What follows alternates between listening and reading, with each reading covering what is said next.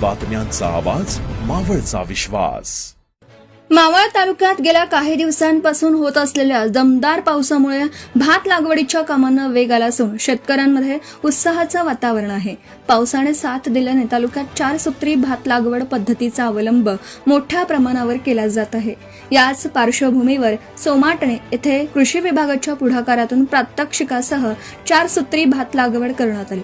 प्रगतशील महिला शेतकरी लता शांताराम मुरहे यांच्या शेतात कृषी अधिकारी विकास गोसावी यांच्या मार्गदर्शनाखाली 4 सूत्री भात लागवडीचं प्रात्यक्षिक पार पडलं.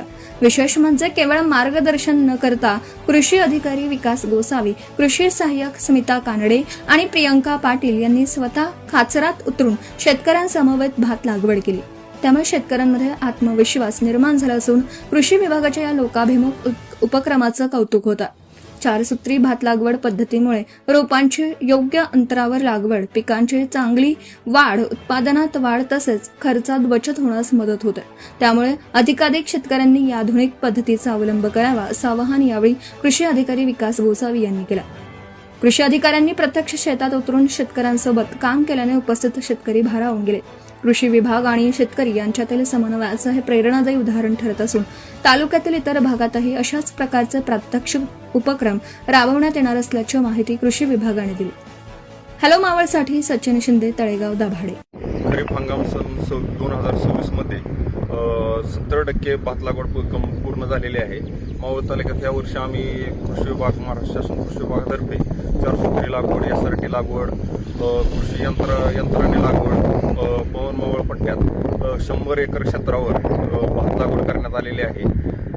मावळ तालुक्यातील भात लागवडीचे क्षेत्र 12,500 हेक्टर असून मावळ तालुक्यात पारंपरिक पद्धतीने जवळजवळ 30 ते 40% क्षेत्रावर लागवड केली जाते.